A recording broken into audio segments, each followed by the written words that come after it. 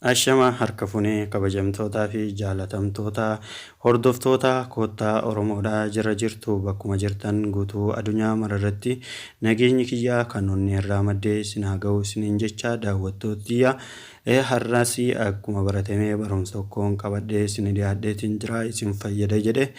Kanaafuu barumsi har'aa notifikashinii ofirraa cufuudhaan akkaataa baatirii keenya yookiin chaarjii keenya ittiin qusachuu dandeenyu yookiin ittiin tursiisuu dandeenyu isin garsiisuudhaaf dhufe daawwattoota tiyya. Notifikashinii ofirraa cufuudhaan aappilee moobaayila keessan irra fayyadamtan hundaa kan barbaaddan notifikashinii banaa gootanii kan barbaanne ofirraa cuftanii akkaataa itti fayyadamtaniin isin garsiisuuf dhufe osoo gama barumsaa har'aa qabadhee isinii dhufe kanatti hin dabarinii warroonni chaanala keenya koottaa Oromoodha haaraa taatanii gama koottaa Oromoo dhuftan subscribe gochuudhaan all notification irra gochuudhaan mallattoo bilbilaa yoo isinii dhufte all iddoo jettu irra gootanii yeroo notifikashinii isin bira gahee barumsa nu gallakkifnu irraa argattanii irraa waa barattanii isiniin jenna. Kanaafuu warroonni nu jala argamtan yoo viidiyoon keenya isinitti tolee laayik gochuudhaan akka isinitti tolee nu mirkaneessaan dhaamsa keenya sheer gochuudhaan hiriyoota keessanis dabarsaa namoonni biraas irraa akka fayyadamu asumaan isinii dhaamna. Gama barumsa har'aa qabadhee dhiyaadheettiin isin dabarseetiin jira daawwattootiyya. Barumsi har'aa akkuma jalqabaa isiniin jedhee notifikashinii akka guruppii garagaraas ta'ee chaarjii keenyas nurraa hin fixne akka nun jenne jechuudha. Akkamii ofirraa cufnaa isin garsiisuu dhufe daawwattootiyya hamma dhumaatitti daawwadhaa irraa waa baradhaan affeerraa koottaa Oromooti. Kanaafuu daawwattootiyyaa moobaayila keessan gama garraatii yoo gad harkiftan haala kanaan isinii baha jechuudha. Notification settings iddoo jettu tanarratti si'a tokkoof dhukaafnu. Erga dhukaafnee gama kanatti nu geesseetiin jira jechuudha.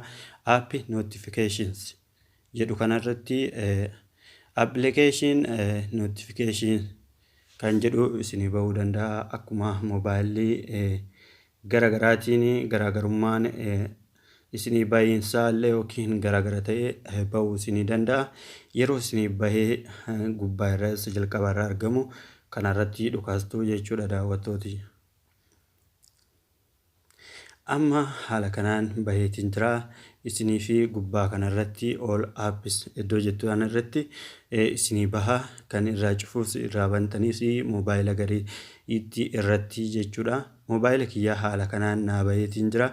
Moobaayila kiyyaa tokko tokkoon keessa seeneetiin ofirraa cufuu haala kanaan naa baha jechuudha. Amma mee moobaayila kiyyaa aappilee moobaayila kiyya irraa fayyadamu kana hundaa ofirraa cufuudhaan kan barbaadu qofa hambifadhee akkaataa chaarjii kiyya ittiin qusadhuu fi akkasuma miseejii garagaraa ergee akka hin jennee fi ofirraa notifikashinii cufuu danda'u isin garsiisaa jechuudha.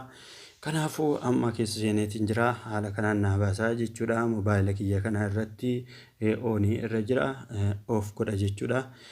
Haala kanaan of godha yoo barbaade keessa seenuudhaan akkaataa amma duraanii keessa seenetanitti asoo dhuftanii amma blocked jedha jira irraa bantan jechuudha. Haala kanaan banattanii jirtanii. Amma kunoo yoo cufuu barbaaddan amman cufaa akkasii ofirraa cufuudhaan akka baatiriin keessan yeroo dheeraa isinii fi turuu gochuu dandeessanii hunda isaatu haaluma kanaan an ofirraa cufaa moobaayila haala kanaan yoo isinii baate tokko tokkoon keessa seentanii akkuma isin garsiise kana ofirraa cufuu dandeessanii daawwattootiyya. Keessattuu Facebook akka notifikashiniin isin biraa hin geenye yoo barbaaddanii ofirraa haala kanaan keessa seenuudhaan cufuu dandeessanii of gootan jechuudha. Yeroo sanii yoo keessa seentan malee notifikashiniin isin irratti dhufuu hin danda'u. Haala kanaan itti fayyadamaa isiniin jedha daawwattootaa fi kabajamtoota koottaa Oromoodhaa. Barumsi har'aaf qabadhee dhiyaadhee kanumaa hanga barumsa biraatii walitti deebinutti horaa bulaa isin jaaladha nagatti isiniin jedheera.